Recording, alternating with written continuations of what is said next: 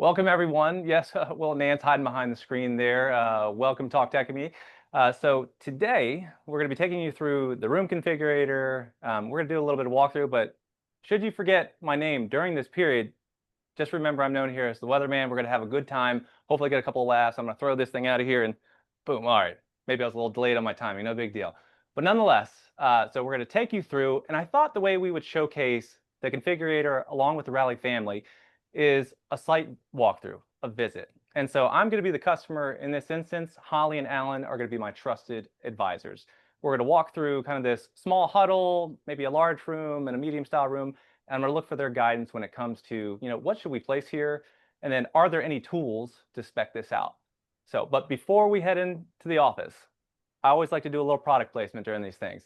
So if you're curious or wondering, how is he doing all these shenanigans? Just know that behind the scenes, a lot of green screening. And I want to give a shout out to my friends over here at Mevo, one of our brands. I'm actually running the two top cameras. One is a Core and the other is the Mevo Start. And I just happen to have a Brio 705 sitting here down beside me. So you can have a lot of fun with Logitech technology. So now I'm going to head on into the office without any further ado. I'm going to keep stalling. I'm not going to go into the room just yet. I know we're talking Rally family, but it's important because, like I said, as a customer, we got this new build out and I'm trying to solve an issue that I had in my last office where we've got all these spaces, but I don't have a clue what's going on in those rooms. I might hair on fire. I'm late to work. I'm running down trying to find my spot. I don't know which room or what's available. And ultimately, I sprint down there. I get there just to find my friend here with her late 90s Nokia smartphone hogging up the meeting, right? But had I had a scheduler or something to signal me in the office that this room was available, that'd be a good idea. So Holly and Alan, please just keep that in the back of your mind. I'm trying to solve for this conflict I keep running into. But now, once again, we go into these rooms, this first one that we built out. We did a survey with our end users. And they're like, what do you guys want with your new office? Like, what spaces are you looking for? And we heard them loud and clear. And it was this small to medium style room. And right, so we could have a quick sit in the morning, not an overly large boardroom. But what I don't know, Alan and Holly, is like, do I go all in on like just BYOD, right? Or should I be considering in these rooms like a room solution, say from a Zoom room, a Teams room, a Google Meet room? Like these are some of the things that I'm just like plagued with. I don't know. There's options. Alan and Holly, is there anything I should be considering as a customer when it comes to these smaller style rooms, when it comes to building them out? Yeah, I don't know. Holly, you want to start off? Yeah, sure. I mean, in terms of this space you have right now, it's a pretty small huddle space. It looks like two chairs, maybe three fits in there.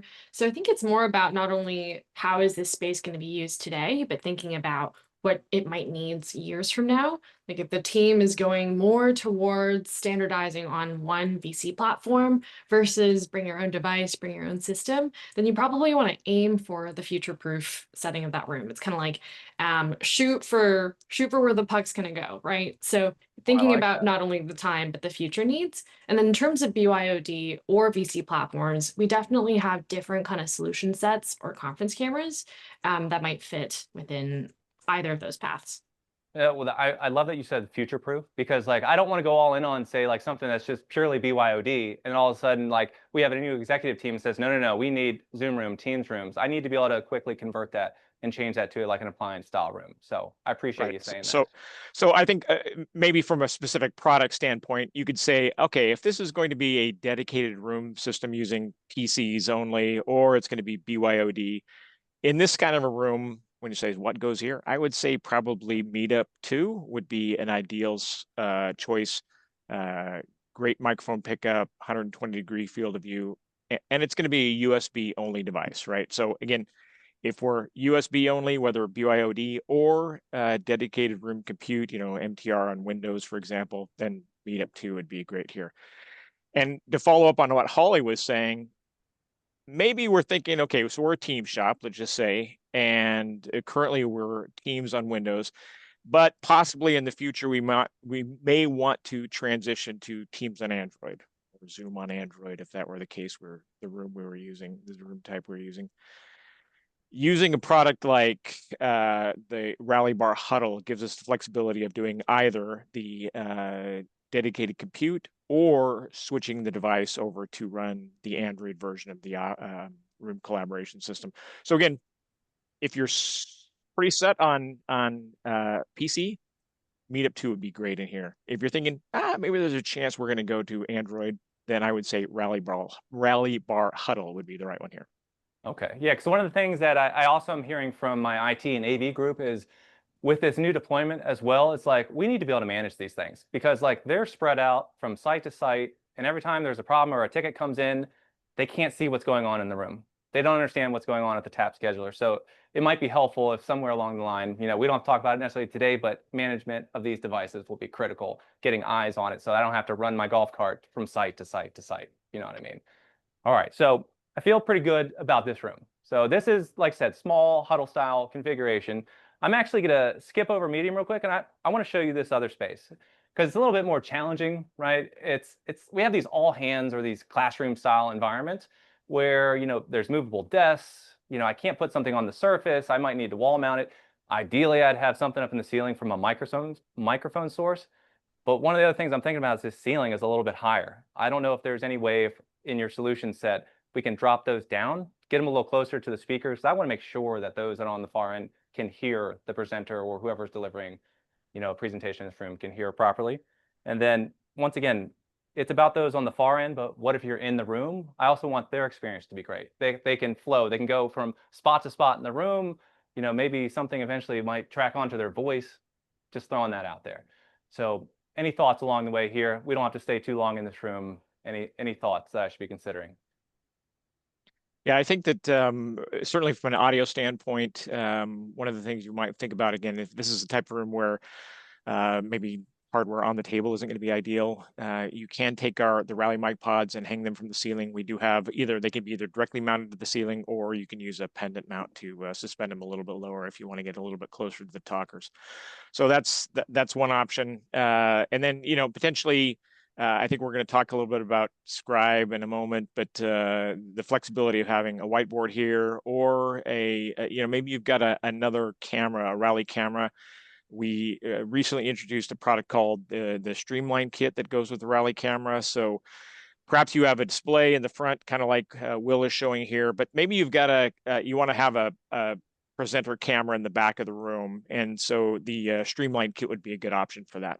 Oh, that's intriguing. Now, this is a small little technical detail that I got. This is talking about, I'm having like flashbacks from my last build out. I got dinged by the inspector. He popped a tile in the ceiling and he saw that I had a cable up there that was not plenum rated. I need to be sure, like, are those mic pods that go in the ceiling, are those plenum rated? Like the cabling, am I going to get caught for that again? Yeah, good question. So the on the white mic pods, which are typically what people are mounting in the ceiling, yeah, the cable is indeed plenum rated. Oh, thank goodness. Yeah, that was a lot of trouble. I was pulling out a lot of wires, Alan. I don't want to go through that again. All right, so I feel like we've settled the discussion here. Now, a very important room is here. This is not that training's not important, but this is our kind of like our board style room where we have a lot of people coming together delivering this dialogue that that could be business oriented, all hands. And like I said, it's this medium style. But when we call in, even when I call in, I still don't feel like I'm that close to those that are in the room. And it's really intriguing. I just saw something from this gentleman named Pike. It really felt like he got close to those that are in the room. It like separated the distance, whereas like this front and center experience, that would catch our executive's eye if there was something that we could solve for there. And then the other thing that I'm leaving out is that they asked for whiteboards. They just wanted analog surfaces. I'm like, this is a beautiful room. I'll give you a whiteboard no matter what. But they said it had to be on the back side of the room. And the issue we had historically is we're zooming a camera all the way across that table to the back. And then ultimately, the person that's ideating or writing is blocking the content. And at that point, the image is not very clear. I need to solve for this. This is like a critical factor that both the camera, audio is great, but I also have to be able to pick up that writing. So just something to keep in the back of your mind. Any thoughts that jump to mind? Like, have I queued you up? Hopefully Certainly, yeah. I think we'll go through some of the configurations in greater detail, but that whiteboard use case, We have a perfect device that casts physical whiteboards, whether it's actual whiteboard or maybe a whiteboard surface like Glass, and we'll cast it directly closer to that surface into the digital meetings. So you can see it clearly from home, not having even, not only the distance in this type of space, but if someone is walking or standing in front as they would whiteboarding, they're going to block what the camera can pick up from the other side of the room. So we've definitely got a solution we can quickly show through that. Oh, I love that. Yeah, because it was either like we zoom all the way out, or somebody in the room thought it was a great idea to turn on their webcam, turn it towards the board, and it was even worse than them just zooming it. So like we have to solve for this so that those that do come into this room and know that they're going to have this ideation style conversation, that they feel comfortable that they can do it here and not have to have it take place somewhere else. Now, this is kind of the last stop of the road. This was, so thank you for talking about those small huddle style rooms. I've got that all hands area. This one is a critical factor as well. How do you help me specify this? Like, we leave today, maybe, we don't get back together for a couple of weeks, but I would like to get started on this. Are there any tools that are self-service that I could take advantage of based on the conversation that we've had here? Yeah, I mean, that's a great segue, Will. And now is the perfect time for me to present, I'd say, one of the top web tools on Logitech.com for AV and IT called our Room Configurator. If someone in the kind of minutes I'm talking can flash it up into the chat as well. But I'll just share what the configurator is on our Logitech site. So this is our Room Configurator. It's a revamped version from a couple years ago with two different flows. Now, in the case that, Will, you were talking about, you're a customer looking at a couple key opportunities in kind of couple different meeting spaces. So you'd go through the I'm a customer flow. Really, the differences, and I'll show you later, between I'm a customer and I'm a partner is that there's a form that has a slightly different language. Instead of saying, these are my needs, it would say, these are my customer needs. And then it skips a couple form fill steps. But in the end, all the configurations, products, MSRPs that you'll see in the end, part numbers, all that is the same. It's just a slightly different language for the flow, if you will. So, Will, you started by asking me about that medium-sized, kind of longer boardroom. And we'll say roughly it's this. So there's some sample images here. These are just sample and kind of roughly up to this size. Obviously, we're not going to be able to solve for every type of room size, but this is kind of the typical area that you would expect. So let's start with that medium, kind of long room there. Yeah, that seems to align perfectly with what I'm thinking about. Thank you. Right, great. And did you mention if you were a Team shop or Zoom or Google, or if you were standardized? So in this case, we have this new executive. They came from a Team shop. It's looking like we're going to go that direction, most likely. Okay. So go with Teams, and then with the compute or on Android. Yeah, I think because I think it's going to be critical that we can monitor this really easily. I want to be able to reach out and have my IT team be able to provide service. So do you have a preference? Maybe appliance-based for this one? Because it looks like it saves me a piece in this Yeah, equation. it definitely could be easier in terms of manageability and dealing with fewer components.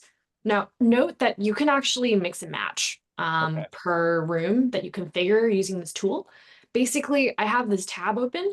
I can create, I haven't tested the limit at many, many rooms within one window session. And you can mix and match providers, room sizes, deployments, anything you'd like. But really the logic of which Logitech devices work would change a little bit.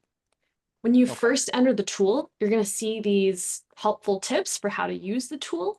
I'll show you a little bit more as we go through, but you've got using your cursor to be able to zoom in and out. You've actually got a bird's eye view of dimensions with the sample room. And then if you forget these tips, you can come back to the eye. Okay. So here, I'm going to use my cursor. I'm clicking left, and I'm just dragging it all around. Don't get too dizzy here. And then if I scroll in, I can zoom into the space. All right, so for this room, so roughly 12 seats or so, I'm thinking maybe a rally bar, but Alan, Will, what do you think? What are the differences with bar versus mini here?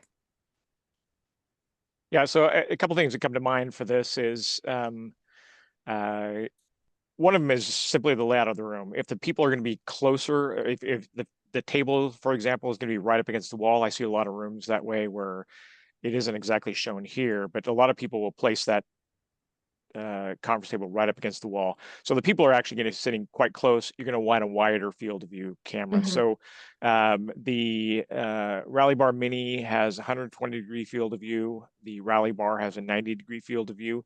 So kind of depending on how close people are physically going to be, that would help direct one way or the other.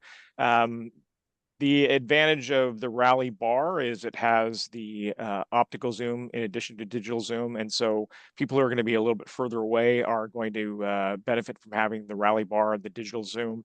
And so as the room gets larger, the better, there's more advantage of having a digital zoom.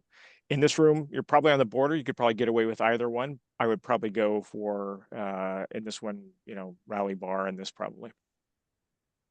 Yeah, my executives were really keen on like strong optics. They're going to be sitting at the head of the table. We need to be able to reach out and get a good shot at them. So yeah, I'm aligned with you, Alan. Now, if you want a really brief understanding of the different products, in this space here, not necessarily bar versus mini and some of those specs that Alan mentioned, but if you click this I button for any of these products, there's going to be a little bit more information you can read about what this is all about. So talking about how manageable things are and the ability to add companion devices and mic pods. So there's going to be a little bit more literature and information if you click that I button. But for kind of greater detail, certainly you'd want to look at the web page or other specs. But let's proceed with choosing Rally Bar. And like you were saying, kind of Will saying that Pike and his clearer view of being able to show everyone around that table, he was really demonstrating with the Sight tabletop camera at the top of the call there. So if we add Sight to this table, you'll see that in this space, maybe roughly we would want to place it in the middle. So it's really capturing everyone around the table. So we can go ahead and add that. And then maybe let's consider adding a mic or two. And since in this example, and maybe in your room example, if I recall, they were white, you can go ahead and choose white. But what do you guys think of the placement here? And I'll quickly also show that you can see sample dimensions using this ruler tab here. So what do you think of kind of the spacing and adding a mic pod? Does it need one or two? I love the aesthetics. Question for, Holly and, Alan. I love the aesthetics. I love what it's going to give me, that front and center, but I have some cabling considerations I need to make for this build out. What is going to be going from the table to the front of the room, if anything? Can you help me understand that so I make sure I plan properly, so that floor cores or any over carpet stuff? What do I need to know about this? So in the case of the Sight, for example, what you're going to be running between the Sight and the front of room camera, the Rally Bar, is Cat cable. So Cat 6A specifically between those. And then if you wanted to add additional mic pod in this case, so let me back up. Sight does actually have a mic pod built into it. It has a 7 microphone array built into the top of the mic pod. So it's going to have a similar pickup as the existing Rally mic pod. So around 15-foot diameter, right? So in this case, you're probably going to be covered pretty well with the Sight. You have a couple of options when you have mic pods on the table in regards to how the microphones in the bar are used. So we have an option called speaker boost mode. And what that's doing is it gives you the option of, I want to use the mics in the bar or not use the mics in the bar. Well, you could say, well, why wouldn't I want to use the mics in the bar? A couple of reasons. Okay, so there are mics fairly close to a speaker. So we want to make sure the echo canceller works well. And so we actually limit the speaker output so it doesn't overpower the mics. So by using speaker boost mode, you're actually able to increase the volume of the microphone or the speaker in the bar by 5 dB, which is a fair bit actually. And so in this case, I would say, hey, I'm going to have good coverage on the table. I'd probably just use speaker boost mode, have a little bit louder bar, use only the mic pods on the table. And again, I have a mic built into Sight. But maybe I want to have not only really good mic pickup and add another mic pod, but I like to have the ability to have an access to a mute button pretty readily. So, Great point. there's a mute button right there on the mic pod. The person sitting at the head of the table can tap that pretty easily and do mute. So again, cat cable between the table and the bar, and then you run the second mic pod actually connects into site in this case. Very good. Thank you. Great, and I'll just quickly show, because we were talking about it earlier, the option for pendant mount for these mics, which makes typically the most sense with white mic pods. So you can kind of see that visualized there. But for now, I think for the setting we were talking about in that large room, we were talking about table mounted instead. Okay, moving forward. We've got a touch controller to be able to give those execs access to room controls in the room here. And with the room configurator, you've got your graphite and white options, as well as, depending on the deployment you choose, you might be given the option of an IP connected tap or the regular one USB connected with a Cat 5e kit. And you've also got different mounts for our different products as well. So perhaps in that middle example you showed, where there's a lot of movable tables and furnitures, you might not want a touch controller on the tables. So you can, of course, always mount it to a wall or mount it even to a cart if it's together with kind of a rollable display. So these are just options for you to play around with for your particular room setup. Very good. Is there in that same room, and I don't know if it's capable here, if not, no biggie. I got that whiteboard in the room. How are we going to address that whiteboard? Yeah, great. You've got it in the back of the room in the image you showed. Now, again, Yep. these are Logitech's sample rooms, so I don't really have a full box here. But what would be perfect for that scenario is Logitech Scribe, which basically is a AI-powered camera that casts this whiteboard right here into your Zoom meeting with the click of that purple button. So it's a Bluetooth button. You just click it and right away you'll be able to cast that into the Zoom meeting without having any hands or people in the way, and without having to have a camera at the front of the room try to pick up what's in the back of the room. So My users are going to love me. You're going to solve a big issue. This is great. Yeah, let me add one other thing. It's interesting about, as Holly mentioned and Will mentioned before, if someone is in front of the site, what we're using is AI to basically kind of ghost their image, right? So you'd actually see kind of a faint outline of their hand when things are marking.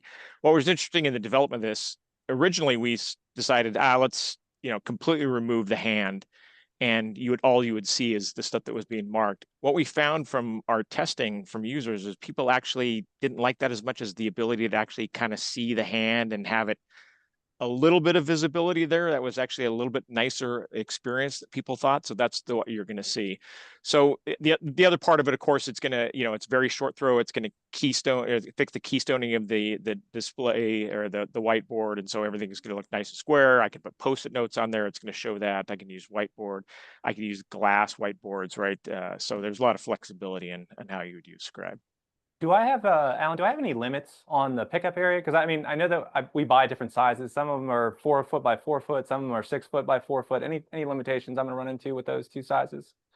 Yeah, and of course I can't remember the exact size of that. Maybe I don't know. Maybe Robert maybe can help out with, one of the other guys can help out or throw it in the chat. But what you're able to do is there is a limit on the size. Again, sorry, I can't remember exactly what it is. But what you're able to do is then go into sync, and you can actually in configuration and actually set it so the whiteboard is at the size that you want, right? So, you've got different sizes of whiteboard as Will, you mentioned, but I can adjust the pickup of site to match my whiteboard. Oh, that's great. That's perfect. And I'll just quickly pull up, because you mentioned that, Alan. I didn't even know that it was too ghostly for a lot of our customers. That here, I'll just quickly show. This is a quick animation of what that ghost hand looks like. And I can imagine if there's stuff being written on top of those bar charts without me seeing a hand, that'd be a little creepy. So yeah, good to know that was what came through. Exactly. Yeah. I mean, I think people just found it easier to follow when they could kind of see the hand and stuff just appearing, right? And right. It's a subtle thing that we've tried to do just again to make the experience better. Thank you. All right, popping back into the configurator here. I guess similar to me now being able to spotlight and annotate, if you maybe didn't know where I was clicking with that red dot, could be a little bit hard to follow. But yeah, let's wrap up with this room here. I think we've mostly solved some of the issues you'd mentioned with not only clear capture from the front, but around the table. And by capture, I mean video with Sight, but also being able to hear clearly with Sight's microphones as well as a mic pod. And certainly being able to add a whiteboard to that space that had a lot of windows and glass walls in a way that was clear, especially for the end user. Now, I'll quickly show here, that's the end of the Configurator product section. But from you talking about some of your other rooms, the need to not golf cart around to check if rooms were running, if devices were running, and then troubleshoot, this is where you should think about additional management and service opportunities. So there's kind of a 5-question questionnaire about how you want to add services and tools. So perhaps your team is really qualified, you really know how to manage your A/B deployment, but what you really need is ongoing service management for the hours in which you're not online. And you want to be able to have someone like an exec be able to troubleshoot almost immediately if there's an issue. And that is 24/7 because the team is doing business and running meetings in all different time zones. And so with some of those selections, we'll recommend a service to you. You can, of course, bypass it and change it if you'd like. But here we're recommending our select service plan, our comprehensive one with tools and premium service. And at the end of the configurator, what you'll see is a basic project summary with this room that we've just created and the ability to add other rooms and mix and match, like I mentioned. I'll just guide you through a couple of the buttons here. What custom URL is each session here is generating a unique link with all the rooms you've created that you can send to yourself, note down for later, or share with a business colleague. And once you do share the project, it kind of ends the session, so you're no longer able to edit it.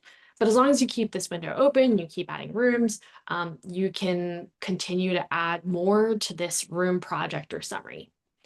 And so what I mean by that is you can view your room and those details. So all the products we just selected, including Rally Bar, including sites, all over here with their part numbers and the MSRPs by region. So this is going to be really awesome, again, to share with a distribution partner or to just think about the bill of materials for a room. And you can also download this guide into a CSV file, which I'll share in a second here. Yeah, Holly, I can already tell you're saving me a tremendous amount of time because I'm hunting and pecking looking for part numbers, trying to hand it off to our, the partner that services our businesses. And I'm just manually plugging and chugging. So this is fantastic. Yeah, this tool is definitely great for if you have a rough sense of your room needs already, and you need some help just putting it together with what even works in this sort of space, what works for a team's rooms on Windows or Android deployment, for example, part numbers, MSRP. So it's meant to help guide you along. So you got something more tangible to take to a partner or to someone else. Yeah, it gives me a nice rough order of magnitude, right? It helps me at least get over the hurdle of that first step. For sure, for sure. Now, I think you started off by talking about that smaller space and not being able to find a space, and you had the lady there with a Nokia phone. So let's jump into a huddle room next. I think we need to be able to find her like a smartphone before we do anything. So, she needs Indeed, a lot of help. like welcome to the 21st century. Yeah, exactly. And that room, but also the other small space, Alan and I were talking about, well, is this a BYOD space or do we want to think about future-proofing it? And we basically said, if you know for sure that you're going to be doing BYOD, no set room system or license in that space, stick with BYOD. But if there's the possibility that you might explore Teams rooms on Android or Windows, then consider that. And so we're saying, oh, maybe for that room, you would explore BYOD, but you'd be switching into what?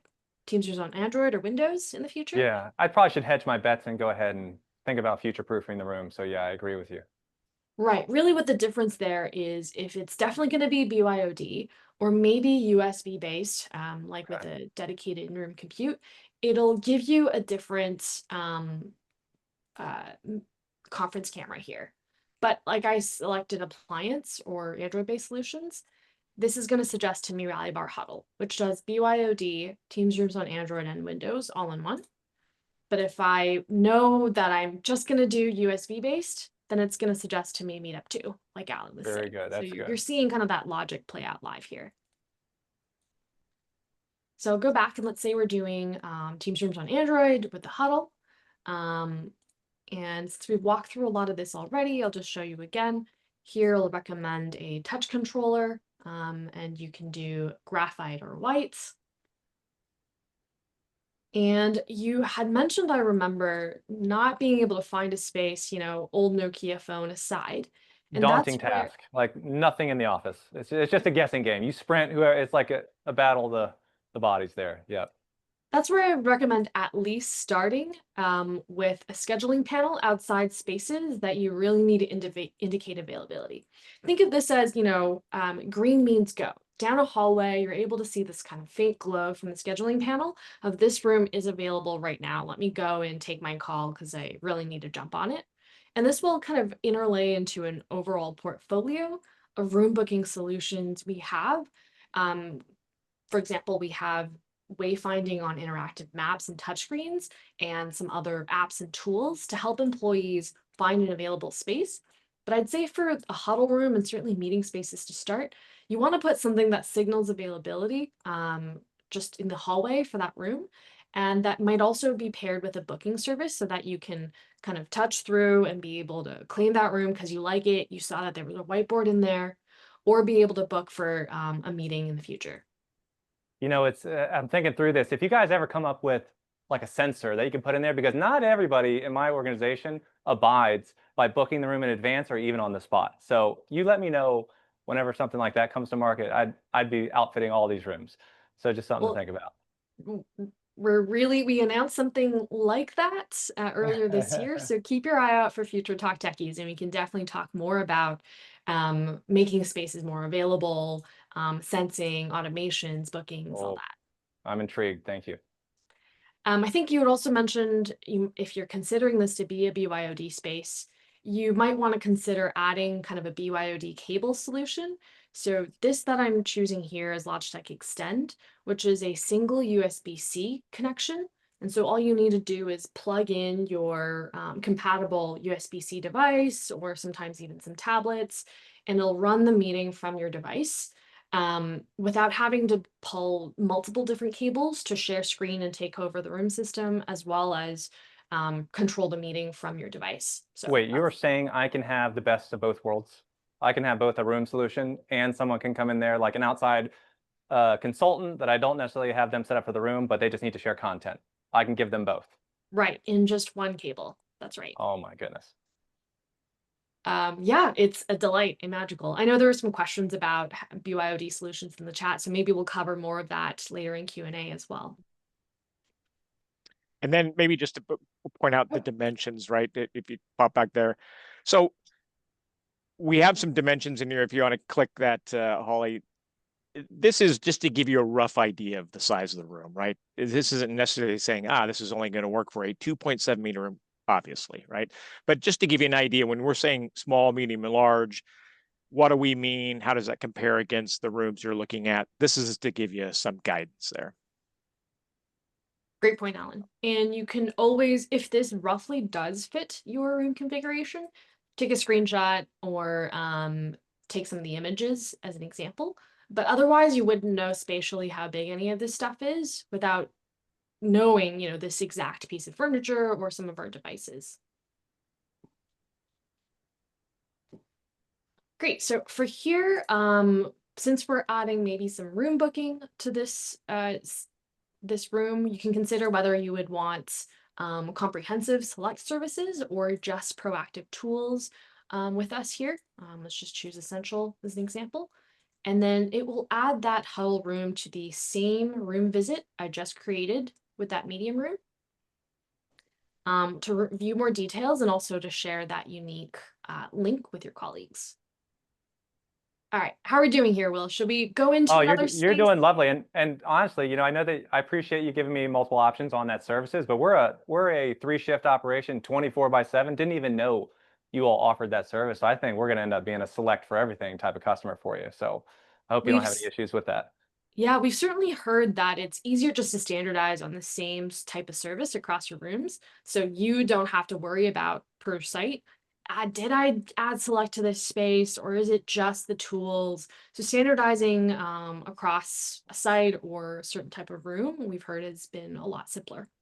Oh, I love it. You all have been, see, this is why I hired you guys. I knew you would steer me in the right direction, give me all the feedback and information and the tools that I needed. Now, I'm guessing this kind of not necessarily meeting adjourned, but Robert, I believe this is where we naturally hand off to the Q&A and I get to come out of character and just be the SE that I am, I guess, every day of the week. Excellent. Yeah, there's a bunch of questions, and let's see if we can rapid fire and get through most of them. And we'll start off with some of the camera and video features. And specifically, is there a way? One question that came in: is there a way to disable the wide room shot when using the site camera? So we're showing all the different views of the different people, and then down in the bottom of the screen we have a wide angle shot. And somebody was asking Will or Alan. Yeah, what do we do with that picture in picture? Well, that's personal taste, I would say. Me selfishly, like I like to have the picture in picture on because imagine there are 10 people in the room and we're only framing, say, in a single site scenario 4. I don't want to lose context for the space because there are others that are in the room engaging in that conversation. But to your point, some might not want the PIP. And so what they could do is simply go into Sync, their management portal, and disable the picture in picture. And that can be by room.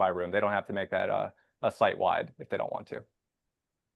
And Will, here's maybe a little bit of a harder one. I know this, and we could probably get into the weeds a little bit. Alan takes the harder ones. Alan takes the harder one. Let's go, Alan and Holly. Yeah. Well, somebody did ask, how well do Logitech solutions work across Zoom, Teams, and Meet when it comes to feature parity? Are there feature gaps we should watch out for when making a decision to go with Logitech hardware? I mean, as far as I can tell, like if I'm just giving kind of a off the hip, answer right now, is that there's different techniques or styles. Like for instance, let me just use this example of multi-camera. Both Zoom and Teams have ways of handling multiple cameras. For instance, Zoom has multi-cam, multi-stream, right? Sends it out independent videos up to a certain amount. Teams on Windows nowadays, to address that same thing, can do what's known as multi-view. So if you're still looking for that multi-camera feel and experience, you can have it on both platforms, but they have a different way of going about it. And like rough top of my head, I can know that Teams Room on Windows supports up to 4 PTZs, should you desire that. And it's actually a very nice experience. I have it set up here in my lab for when our end users need to see what that looks like.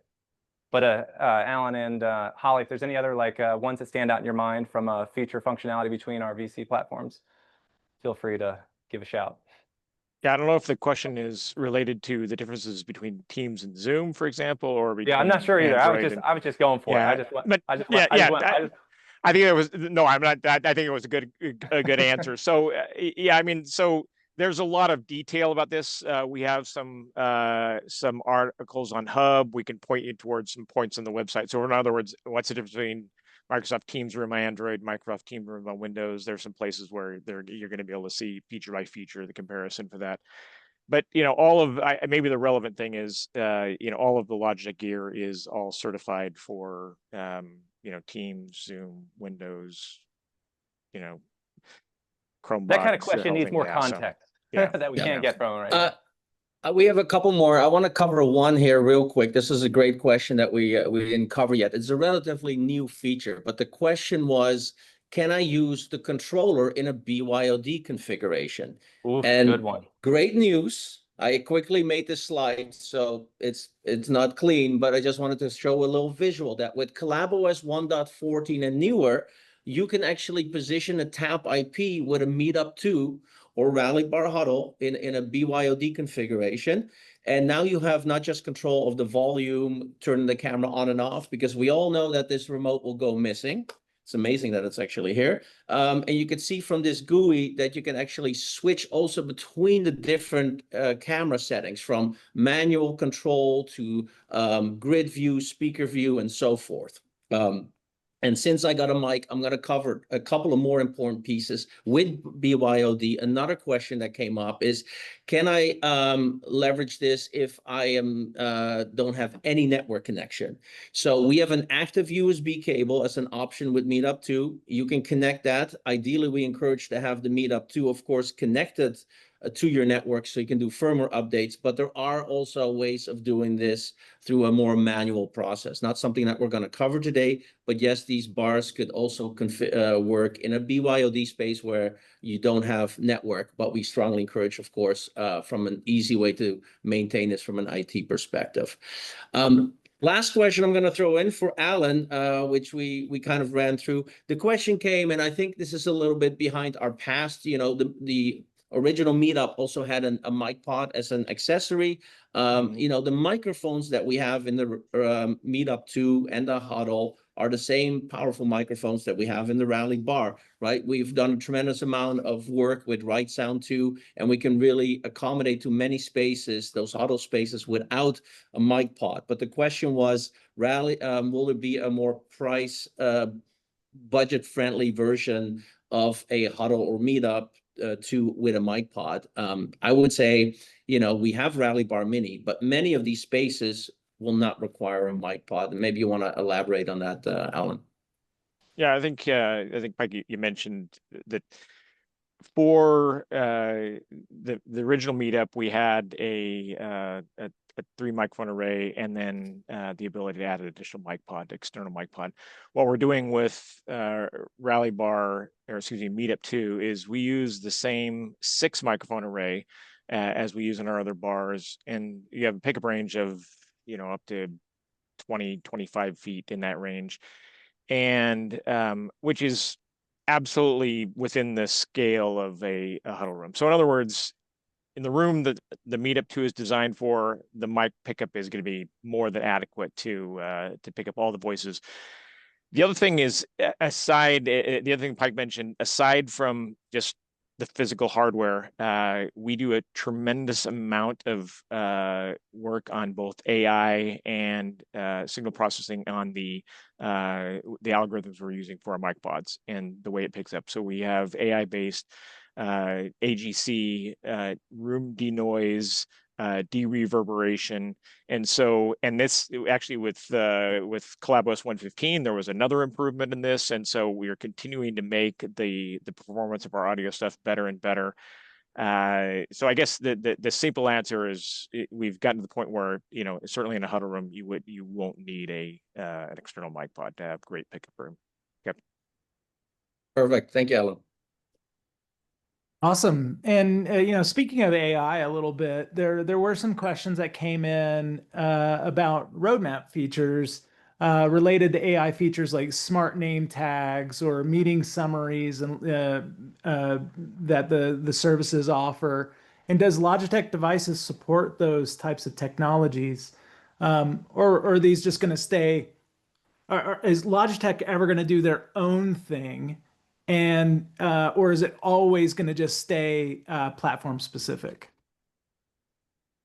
Well, so yeah, I mean, so there are some things, for example, the name tagging that relies on the service provider, the application teams, and whatever to be able to implement that, right? That's stuff that's done for a lot of reasons, security not the least of them, done with the actual application.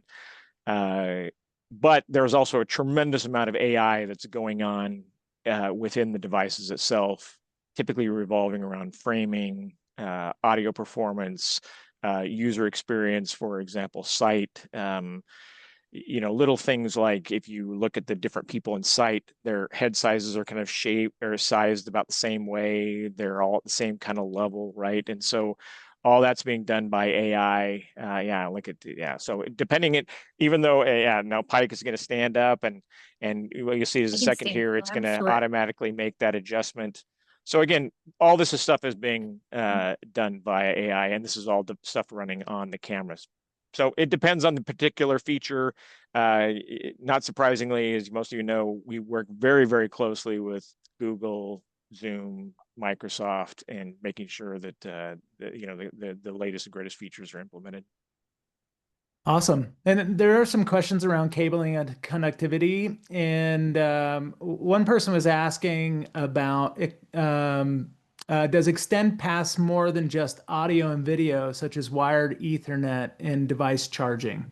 Very, very specific question. I don't know, Will, if you want to take that one or Yeah, no, Alan? I can say that yes.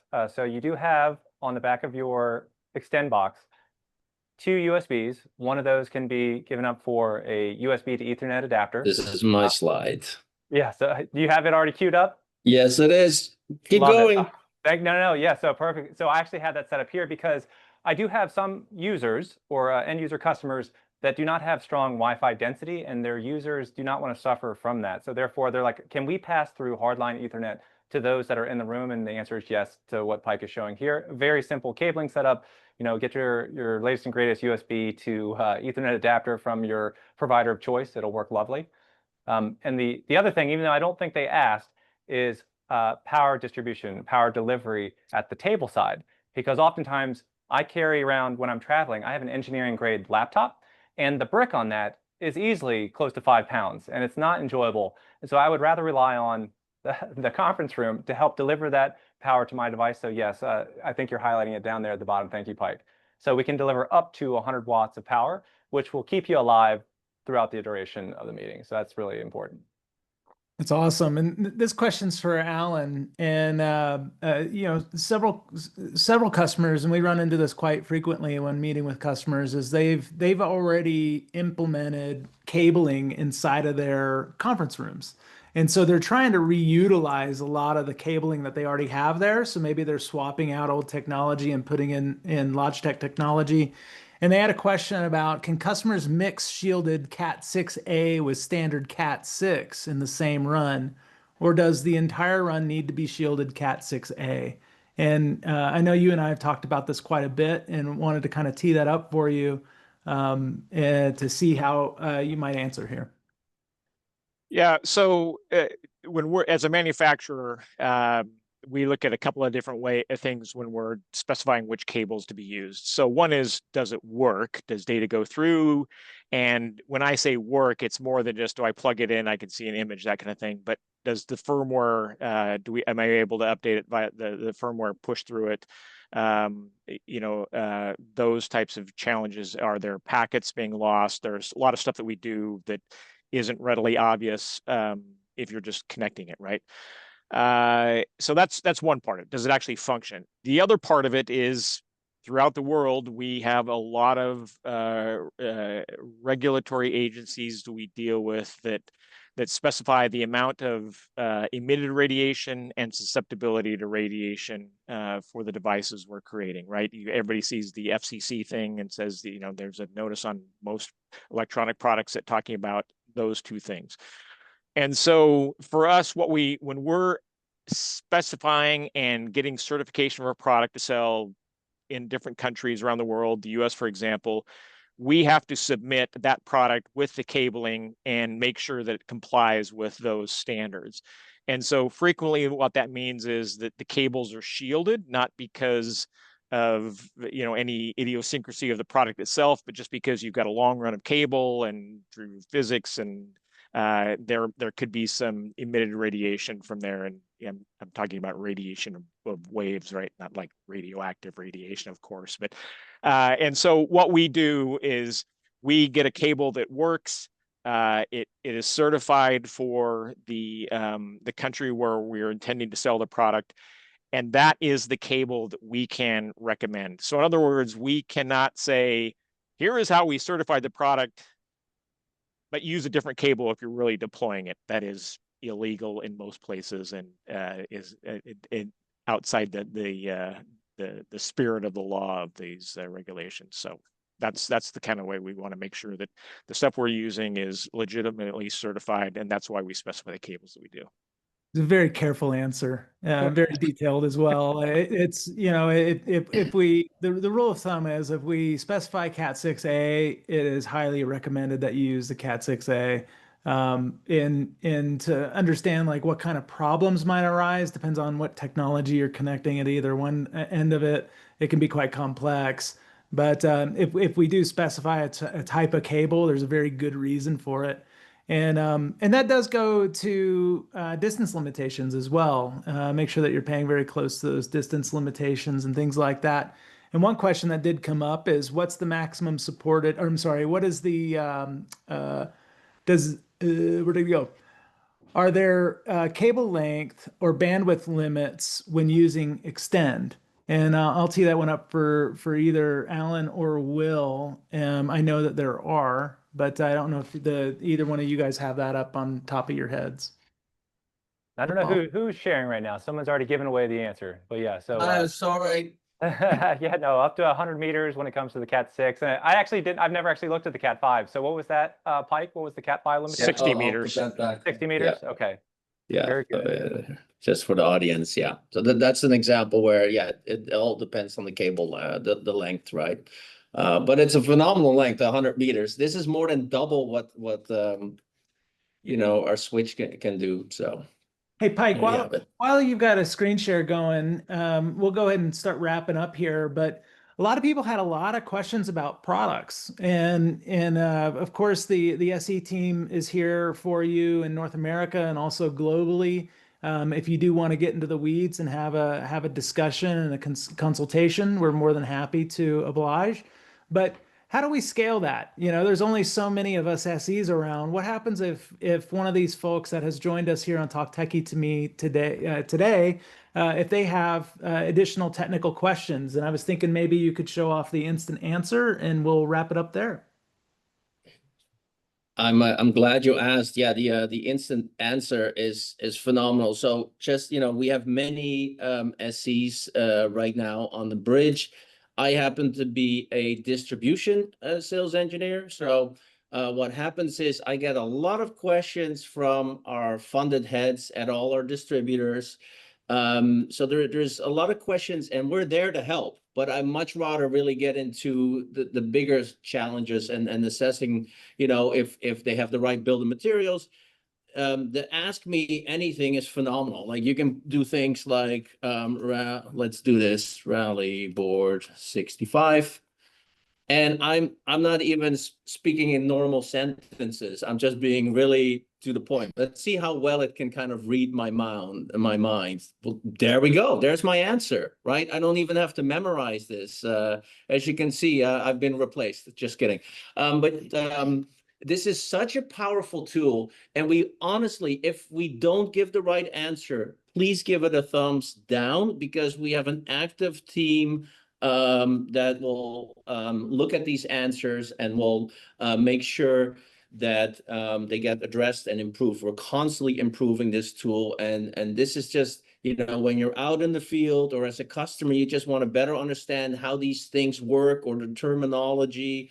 This is a phenomenal chatbot that's really customized around, you know, our product hub, you know, the Logitech product hub. And if there's one page to bookmark, it would be this one. So again, where do you find it? Under the home, you can see here, that's our product hub, which again, we have phenomenal content. And then under support, you have the Ask Me Anything.